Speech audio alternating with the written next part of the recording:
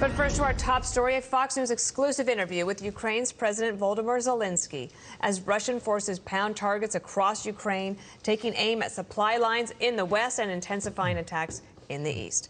Welcome to a brand new hour of America's Newsroom. I'm Dana Perino. Morning to you, partner. I'm Bill Hemmer. Good morning. Russia's military saying it used guided missiles to hit 5 railway stations being used to transport Western weapons across the country. Artillery and aircraft also targeting troop strongholds along with fuel and ammunition depots. To our Fox News exclusive at this hour now, Zelenskyy just talking with Griff Jenkins moments ago, and want to go to Griff now for more on what was said and what you talked about. Hello, Griff. Bill and Dana, good morning. We just wrapped an interview with President Zelenskyy. He sat for 57 minutes and covered an array of topics. This is a president that has been at war, Bill, for 70 days now. Many thought that he would flee the country before the invasion started. He stayed for months, and he has rallied this nation unlike any before. And now the invaders, as he calls them, Russia, accosting him. He is reacting for the first time on camera to Russia Foreign Minister Sergei Lavrov's comparison to Hitler, and Russia now accusing Israel of supporting the neo-Nazi regime in Kyiv. Here's what Zelenskyy said. Listen. These are the showings of chauvinism and nationalism. They are following the same concept of Goebbels, and they're using the same methodology. And the reaction, I think, is still weak in the world to these phrases of Lavrov.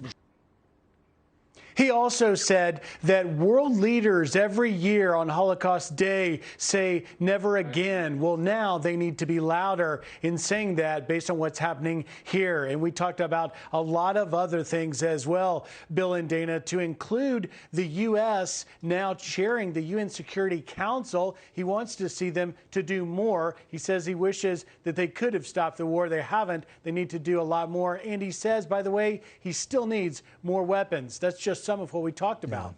You talked to him for an hour. I'm sure a lot of things came up. I think also the logistics for an interview like this are also very interesting. How's he doing? How does he look? As much information as like the location as you're willing to give up now, Griff?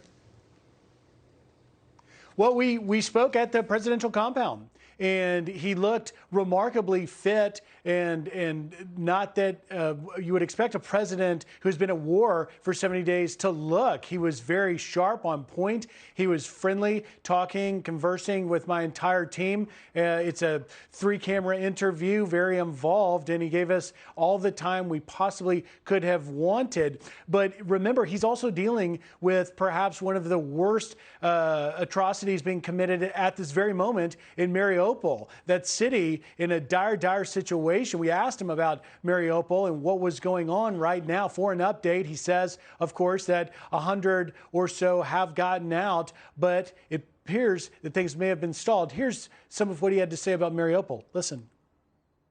The United Nations, together with the International Red Cross, are doing this to help the evacuation of our people. However, I told them that Russia wishes to destroy everybody who is still in the Azovstal steel plant.